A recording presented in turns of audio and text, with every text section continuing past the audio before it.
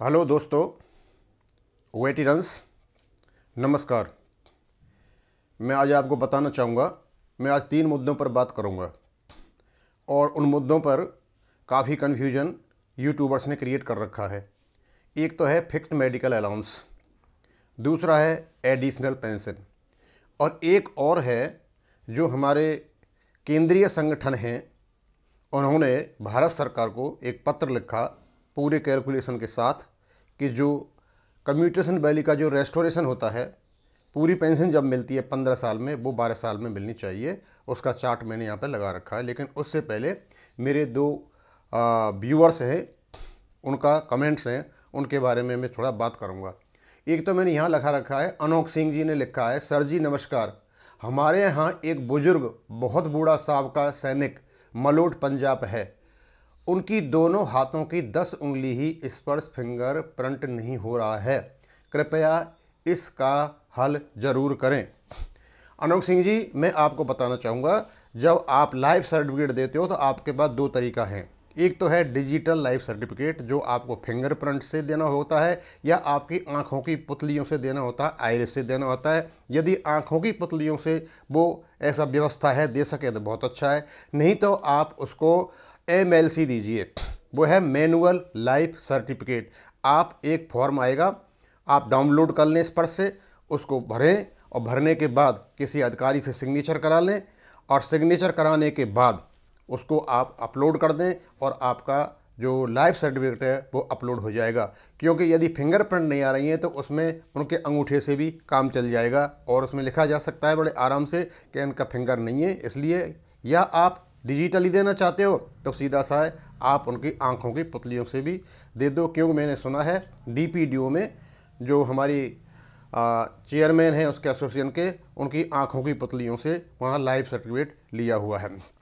दूसरे मेरे व्यूअर हैं, वो जनरली आते हैं, मनप्रीत शर्मा जी। ये वही मनप्रीत शर्मा हैं जो 14 नवंबर को जंतर मंतर पर ये जो हमारे एक्स सर्विसमैन को आह्वान कर रहे हैं पहुँचने के लिए। मैंने इनसे कहा था, मैं शर्मा जी आप ये बताइए कौन सा संगठन है, क्या आपका मुद्दा है, क्या आपकी रूपरेखा है। वो तो उन्होंने नहीं बताई। लेकिन कल मेरे जो आसाम के कुछ एक्स सर्विसमैन हैं जिनका यूको बैंक में खाता है और उनको अभी तक जो DR की 3 किस्तें हैं वो नहीं मिली हैं, वो पॉइंट मैंने उठाया था। उसके उपलक्ष्य में एक बड़ा अच्छा कमेंट किया उन्होंने। बोलते हैं आप अपना अकाउंट नंबर उन्हें दे दो, लाखों रुपये तुम्हें आ जाएंगे। मनप्रीत शर्मा जी, मैंने तो सुना था कि फौज में मेंटली और फिजिकली साउंड लोग जाते हैं। अब आपकी फिजिकल का तो मुझे पता नहीं है, लेकिन आपके स्टेटमेंट से इसका मुझे अच्छी तरह से पता चल जाता है। यानी आप एक ओर तो आप हमारे एक्स सर्विसमैन को जंतर मंतर पर बुलाते हो और दूसरा जब हम उनका मुद्दा उठाते हैं तो आप हमारे लिए इस प्रकार का कमेंट करते हो। मनप्रीत जी, मैं एक बात बता दूं, आप जो जितने भी जंतर मंतर पर बैठे हो ना, आप लोगों ने ORP अटकाई है, आप वही काम करने जा रहे हो, आप पॉलिटिकल लोग हो, आप लोगों को गुमराह कर रहे हो। हम तो इस प्रकार का काम करते रहेंगे, आपके इन बातों से हम डरने वाले नहीं हैं। रही मेरे अकाउंट में पैसे आने वाली बात, तो मेरे भगवान इतना दे रखा है कि मुझे किसी की ज़रूरत नहीं है। और ये रात और दिन जो रंगों में लपेट लपेट करके जो झूठ बोलते रहते हैं ना, उस झूठ का आज मैं पर्दाफाश करूंगा कि क्या क्या हमारा यूट्यूब पे होता है। हम भी उसके चक्कर में फंस जाते हैं और उस चक्कर में फंस करके हम सोचते हैं कि ये बात सही है। तो सबसे पहले मैं FMA पर आता हूँ। यह है फिक्स्ड मेडिकल अलाउंस। इसके बारे में जब मैंने यूट्यूब पर देखा, क्योंकि मेरे से अली मोहम्मद साहब ने पूछा था कि साहब इसके बारे में बताएं, तो मैं तो यहाँ झूठ तो बोल नहीं सकता, मैं बात वही कहूँगा जो होगा। जब मैंने देखा तो इसका कोई लेटर भारत सरकार ने नहीं निकाला है, यानी सिविलियंस को भी नहीं मिला है। तो मैं यूट्यूब पर देखा तो यूट्यूब वालों ने दिला दिया। यानी एक लेटर लिखा था इसका DOPT ने उसके लिए विभिन्न डिपार्टमेंटों के लिए, उनसे ये पूछा था भाई या FMA लेने वाले कितने लोग हैं। उसी लेटर को, क्योंकि जो पार्लियामेंट्री स्टैंडिंग कमेटी थी उसने FMA को 1000 से बढ़ा करके 3000 कर दिया है, उसके बारे में सूचना मांगी थी। उसी सूचना को इन लोगों ने लेटर मानते हुए ये कर दिया कि मतलब सिविलियंस को 3000 रुपये मिल गए। हम भी ये सोच रहे थे सही है वो, और एक्स सर्विसमैन को लेटर आ जाएगा, मिल जाएगा, लेकिन उस पर कोई निर्णय नहीं हुआ है। अभी वो विचाराधीन है। अब भारत सरकार 1 से 2000 करती है या 3000 करती है, वो बात की बातें, ये फाइनेंस मिनिस्ट्री में पड़ा हुआ लेटर है। इसी प्रकार के लोग हो आप, जंतर मंतर पर लोगों को बहकाते हो, बुलाते हो, पॉलिटिक्स करते हो और दूसरों को तुम डिस्करेज करते हो। मनप्रीत शर्मा जी, इन बातों को छोड़िए और अपने थोड़े से जो सैनिक वाला स्वभाव है, सैनिक वाला जो करैक्टर है, उसमें आप रहिए। तो एफएमए की तो अभी तक ये है कि ये भारत सरकार के पास पड़ा हुआ है, और जो ये एफएमए है और एडिशनल पेंशन, ये दोनों के दोनों, ये जो पार्लियामेंट स्टैंडिंग कमेटी थी, ये उनका रिकमेंडेशंस थी, और उसी प्रकार जो एडिशनल पेंशन है उसकी फिगर मांगी गई थी, वो सारी फिगर लेकर के इनके पास पड़ी हुई हैं। अब ये क्या डिसीजन करते हैं वो अलग है। एडिशनल पेंशन का मतलब ये था कि जो 80 साल में जो एडिशनल पेंशन मिलती है वो 65 में 5%, 70 साल में 5%, और 75 में 5%, यानी 15%, और 80 में जाके 20% हो जाए, इस प्रकार था। और इसी चीज़ का कुछ यूट्यूबर्स ने क्या किया कि जो हिमाचल प्रदेश सरकार है, जहाँ चुनाव हो रहे हैं, उन्होंने 2014 से चला आ रहा है, उनका एडिशनल जो पेंशन तो नहीं है उनका, लेकिन जो पेंशन अलाउंस के नाम से एडिशनल पेंशन चली हुई है। पेंशन अलाउंस का मतलब उसका कोई डीआर फीआर नहीं मिलता है, एक भत्ता जैसे मिल जाता है, उसी को एडिशनल पेंशन बना करके प्रसारित कर दिया। जब हमने उसको देखा वो 2014 से चली हुई थी, और जो नई पे स्केल थी उस पर उसको लागू किया गया था। तो इस प्रकार की जो झूठें इस पर यूट्यूब पर आती हैं, उसका मैं बताता हूँ। यहाँ तो अभी एफएमए का कोई डिसीजन हुआ है और ना अभी कोई एडिशनल पेंशन का डिसीजन हुआ है। अब मेरे सामने एक ये पड़ा हुआ है कि हम जो कम्यूटेशन लेते हैं, ये एक्चुअली है क्या चीज़ है?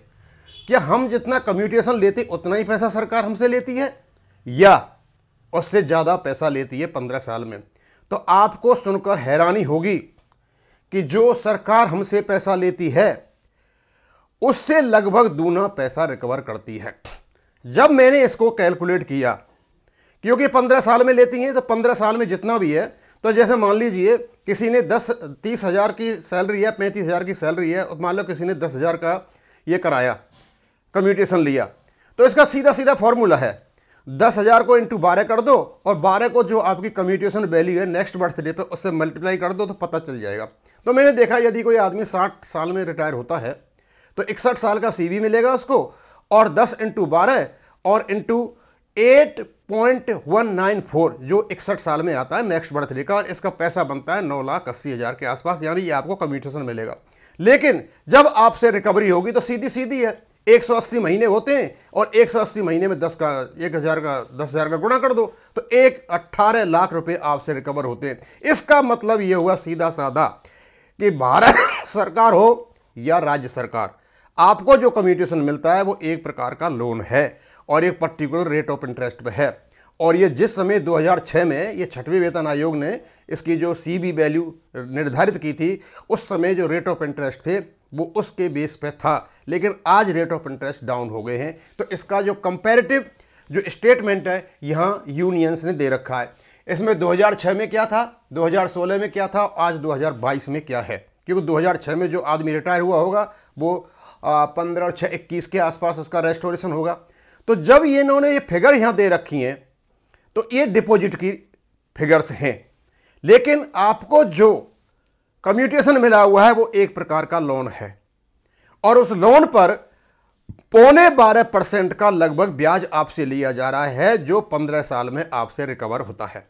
हमने देखा कि 9,82,000 को यदि हम 180 महीने से डिवाइड करते हैं तो इसमें लगभग 5,400 के आसपास आता है, लेकिन रिकवरी तो 10,000 की हो रही है। इसका मतलब ब्याज उसमें जा रहा है, और धीरे धीरे करके 15 साल में ले लेते हैं। तो ये कह रहे हैं कि जिस समय ये कम्यूटेशन का निर्धारण हुआ था, ये सीवी वैल्यू बनाई गई थी, उस समय रेट ऑफ इंटरेस्ट ज़्यादा थे, उसकी वजह से 15 साल था। क्योंकि अब रेट ऑफ इंटरेस्ट डाउन आ चुके हैं, इसलिए इसको 15 साल से घटा करके 12 साल किया जाए। और आपको बता दूं मैं, हिमाचल प्रदेश और गुजरात दोनों में इसका जो रेस्टोरेशन ऑफ कम्यूटेड पोर्शन है, इसको 15 से घटा करके 13 साल कर दिया गया है। लेकिन जो केंद्रीय संगठन हैं, उन्होंने जो यूनियन है के मतलब एम्प्लॉयज़ की, उन्होंने कहा है कि 15 से घटा करके 12 साल किया जाए, और ये सारा कैलकुलेशन इन्होंने दे रखा है। इसमें कहा है इन्होंने कि पब्लिक प्रोविडेंट फंड 2006 में इसकी 8% रेट ऑफ इंटरेस्ट था, और यही पब्लिक प्रोविडेंट फंड 1/1/2016 में 8.1% था, और यही पब्लिक प्रोविडेंट फंड 22 में 7.1% हो गया। उसी प्रकार ये सीनियर सिटीजन सेविंग स्कीम आप इनको पढ़ोगे तो 1/1/2006 में 9.2% था और आज सीनियर सिटीजन सेविंग स्कीम जो है 7.4% है। उसी प्रकार जो नेशनल सेविंग सर्टिफिकेट से पोस्ट ऑफिस के उस समय 11.3% था, लेकिन आज नेशनल सेविंग सर्टिफिकेट NSE के 6.8% है। जब रेट ऑफ इंटरेस्ट डिपॉजिट का इतना है तो हमसे जो आप कम्यूटेशन कर रखा है उस पर रेट ऑफ इंटरेस्ट जो आपने लगा रखा है 12-12.5% को, उसको यदि वर्तमान रेट पे लाओगे तो उसका कैलकुलेशन 12 साल का ही बैठता है। तो ये है हमारी। और फिर उन्होंने रिजर्व बैंक ऑफ इंडिया की जो रेपो रेट वगैरह उनका भी यहाँ जिक्र कर रखा है। और इन जिक्रों से ये बात पता चलता है कि ये हैं मुद्दे हमारे फायदे के।